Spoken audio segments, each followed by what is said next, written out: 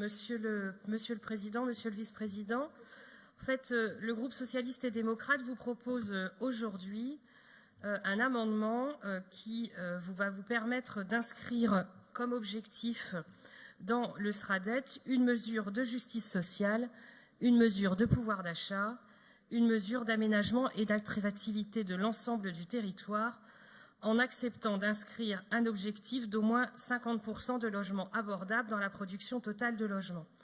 En effet, actuellement, on se retrouve face à 4 problématiques qui sont de lutter contre le mitage du territoire, les difficultés de décohabitation du fait d'une pénurie d'offres, une inflation immobilière et foncière dans les grandes aires urbaines et les métropoles, et enfin l'obligation d'apporter une réponse aux situations de mal logement et d'habitat dégradé.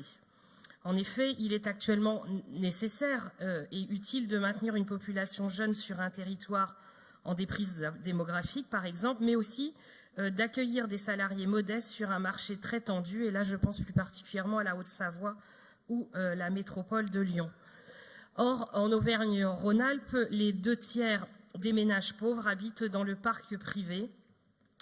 Le développement d'une offre de logements abordables dans le parc privé doit donc être un enjeu pour tous les territoires et pour nous, régions, dans le cadre du SRADDET, pour permettre d'accompagner les territoires qui sont en déprise ou à faible proportion de parc social, et ce, avec un taux de pauvreté important, comme pour les territoires en tension.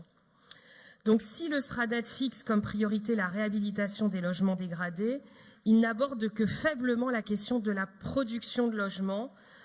C'est la raison pour laquelle nous insistons sur cette question. La production de logements abordables doit être un objectif majeur à l'échelle de la région, tant l'inflation immobilière et foncière accentue les inégalités.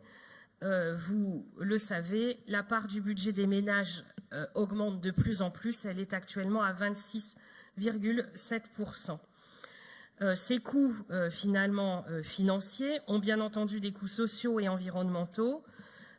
Ils participent malheureusement à l'inégalité sociale, à un habitat indigne, à un étalement urbain pour se loger moins cher et, bien entendu, on l'a vu, et c'est ce qui a été dénoncé par la crise sociale dernièrement, une dépendance à la voiture.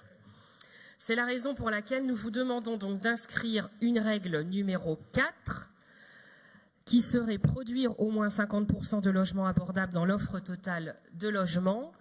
Et cet objectif sera décliné dans les SCLOT, les PLUI, les PLU et les PLH pour permettre aux jeunes, aux actifs, aux familles d'accéder à un logement en fonction de leurs ressources sans que celles-ci ne deviennent un obstacle à la réalisation d'un parcours résidentiel conforme à leurs souhaits. D'où la nécessité de produire des logements locatifs sociaux familiaux ou en acquisition via des conventions, de produire du logement social dans toutes ses composantes, pour les jeunes produire une offre de petite taille et de soutenir l'accession sociale à la propriété.